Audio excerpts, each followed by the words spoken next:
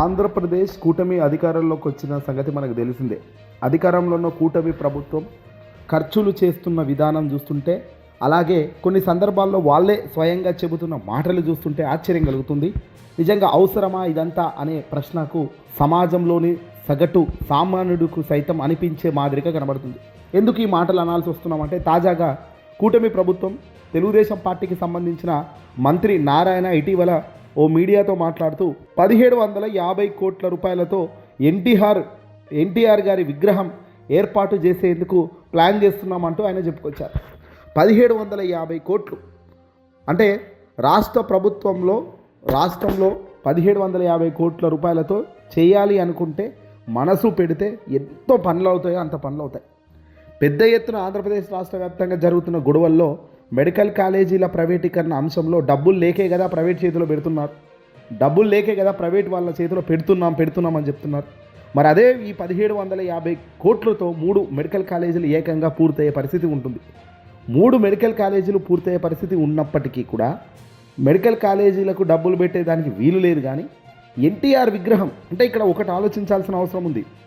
ఎన్టీఆర్ సాక్షాత్తు బతుకున్నప్పుడు కూడా ఎవరు కూడా అలా విగ్రహాలు పెట్టుకోవడానికి ఇంత డబ్బు వెచ్చిస్తున్నారంటే ఎవరు ఒప్పుకోరు, అవసరం లేదంటారు. తాజాగా వైఎస్ఆర్సీపీకి సంబంధించిన రీల్స్లో ఒక రీల్ ఇప్పుడు చాలా పాపులర్గా మారింది. ముందుగా ఆ రీల్ చూద్దాం, ఆ తర్వాత మనం డిస్కస్ చేద్దాం. ఎన్టీఆర్ స్టాచ్యూ దాని గురించి యాక్చువల్గా ఫస్ట్ మీటింగ్ జరిగింది. ప్రజలకు ఉన్నంతలో అయినంతలో మా నాన్నగారి విగ్రహాలు లెక్క పెట్టలేనని పెట్టుకున్నారు. కొత్తగా మీ ప్రభుత్వం పెట్టవలసిన అవసరం లేదు. మంచి నాయకుడు ప్రజల గుండెల్లో ఉండాలే గాని రోడ్డు మీద బొమ్మల్లో కాదు. 1750 వరకు అవుతుంది యాక్చువల్గా. ఎంత? 1750 వరకు అవుతుంది యాక్చువల్గా. ఇంకో పక్క చూస్తే ఖాళీ ఖజానా. 1750 వరకు అవుతుంది యాక్చువల్గా. ఎతికినా కూడా డబ్బులు దొరికే పరిస్థితి లేదు. అప్పు కావాలంటే ఇచ్చేవాళ్ళు కూడా లేరు. 1750 వరకు అవుతుంది యాక్చువల్గా. 500 కోట్లు పెట్టుంటే ఒక 2 కాలేజీలు వచ్చేటివి. కమిట్మెంట్ లేని పరిపాలన ఇది. నేనైతే ఆ పని చేయను. ఇప్పుడు ఎక్కడ కొట్టాలరా నిన్ను? 1750 వరకు అవుతుంది యాక్చువల్గా. ఆ ట్యాక్స్ పేయర్స్ మనీ కదా ఇది. ఎఫిషియన్సీ ఉండాల్సిన పని లేదా? సిగ్గులేదురా నీకు? సిగ్గులేదురా నీకు? ఊరందరికీ నీతులు చెప్తావు, నువ్వు తప్పులు చేస్తావు. విన్నారా? ఎక్కడో బాలకృష్ణ ఏదో సినిమాకు సంబంధించి కరెక్ట్గా సింక్ అయ్యేదాన్ని వైఎస్ఆర్సీపీ వాళ్ళు కరెక్ట్గా దాన్ని ట్యాగ్ చేసి పెట్టడం జరిగింది. ఇక్కడ నారాయణ గారు మంత్రిగా తెలుగుదేశం పార్టీ మంత్రి హోదాలో ఉంటూ ఎన్టీఆర్ గారి విగ్రహం మీద మొదటి చర్చ జరిగింది.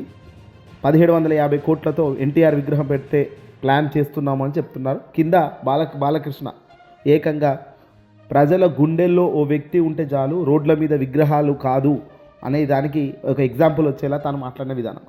వాస్తవానికి బాలకృష్ణ సినిమాలో చెప్పినా నిజ జీవితంలో చెప్పినా ప్రాక్టికల్గా మనం ఆలోచించాల్సిన అంశం ఏంటంటే, ఏదో ఒక 50 కోట్లు 100 కోట్లు ఖర్చు అవుతున్నాయిలే అంటే సరే ఖర్చులో ఖర్చు అనుకుంటారు ప్రభుత్వం వాళ్ళు. కానీ ఇక్కడ 1750 కోట్లు అంటే ఎంతమంది అవినీతి చక్రాలు ఇక్కడ చక్రం తిప్పే కార్యక్రమం చేస్తారో ఊహించుకోవచ్చు.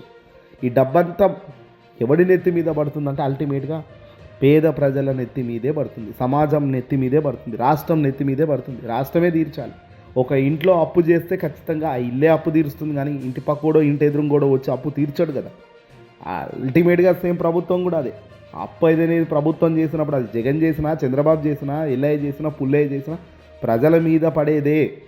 కానీ ఇక్కడ వైఎస్ఆర్సీపీ పార్టీ అధినేత జగన్మోహన్ రెడ్డి గారు అప్పులు ఎక్కువగా చేయకుండా గత 5 ఏళ్లలో కరోనా కష్టకాలంలో దారుణమైన కరోనా వచ్చినప్పటికీ కూడా విచ్చలవిడి అప్పులకు పోకుండా జాగ్రత్తగా తాను పేదలకు సంక్షేమ నిధులను పంచారు.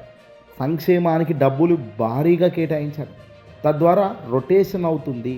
పేదలు కూడా మళ్ళీ ఆ డబ్బులు ఖర్చు చేసే కార్యక్రమం చేస్తుంటారు. కాబట్టి ఖర్చు చేసిన దాని మీద మళ్ళీ మనకు అదనంగా ట్యాక్సులు, జిఎస్టీలు ఇవన్నీ కూడా యాడ్ అవుతుంటాయి. కాబట్టి మళ్ళీ మనం ఇచ్చిన డబ్బు మన వైపుకే తిరిగి మళ్ళీ వచ్చేటట్టుగా ఇది ఒక బిజినెస్ యాంగిల్లో పక్కా స్ట్రాటజిక్గా మూవ్ అయ్యారు. దీంతోపాటు అభివృద్ధి చేయక ఊరుకున్నారా అంటే అది లేదు.